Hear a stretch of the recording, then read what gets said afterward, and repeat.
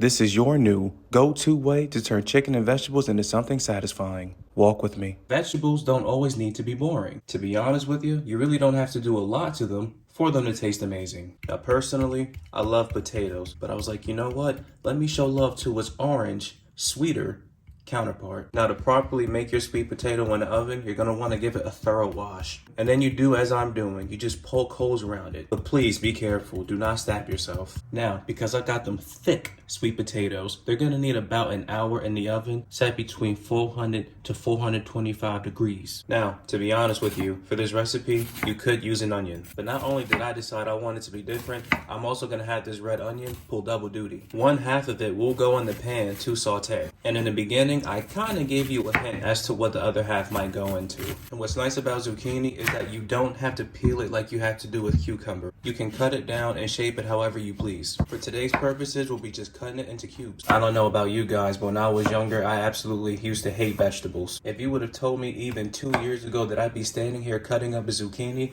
I'd have looked at you in your face, I'd have laughed and called you a fool. Part of the allure of a meal like this is how easy it is to make. With the potatoes, it's simple. You poke some holes in it, you put it in the oven, and you forget about it. And while those potatoes cook, you have more than enough time to execute and complete everything else. So what happens next is we cut down some chicken breasts into smaller chunks. And obviously this is not a one-pan dinner because the potatoes are baking in the oven. But what happens from here on out does happen all in the same pan. Now, to me, the cooking does not start until the oil goes in the pan. And you heat it, of course. The oil is heated, we go in with our red onion. And we're not doing anything crazy, we just want to let them saute until they soften. Now, would you believe me if I told you I was out of fresh garlic? Yeah, I wouldn't believe it either.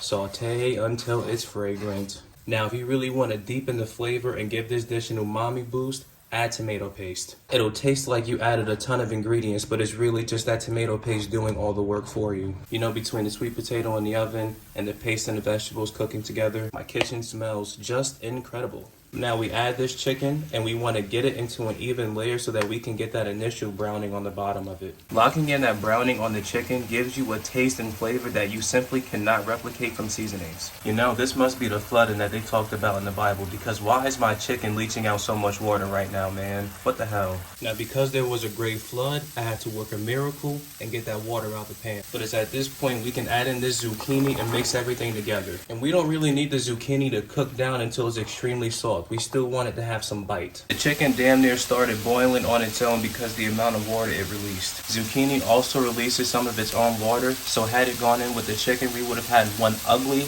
boiled mess. Now, I gotta be honest with you. I don't know the last time I've gotten this far in the cooking process and I have not added a lick of seasoning. But you know what? It's better that way, because anything I would have added would have been cooked out when the chicken released its water. And as good as the chicken and zucchini looked on its own, it would have been bland as hell regardless. What you saw just now was black pepper and garlic powder, and this is sweet paprika. And it's me, so you know my recipes gotta have a little bit of a kick. That's cayenne pepper. Been a while since I used oregano in anything, so I'm gonna go ahead and bust it out right now.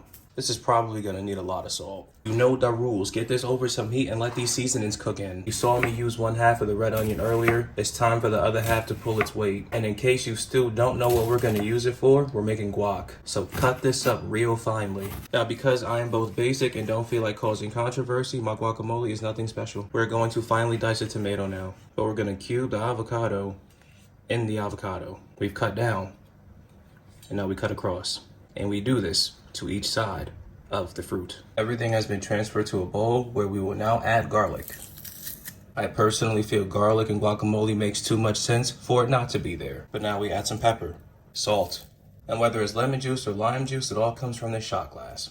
And now you give it a mash until it's all combined. Now, here we have our sweet potat, and we cut it open right down the middle.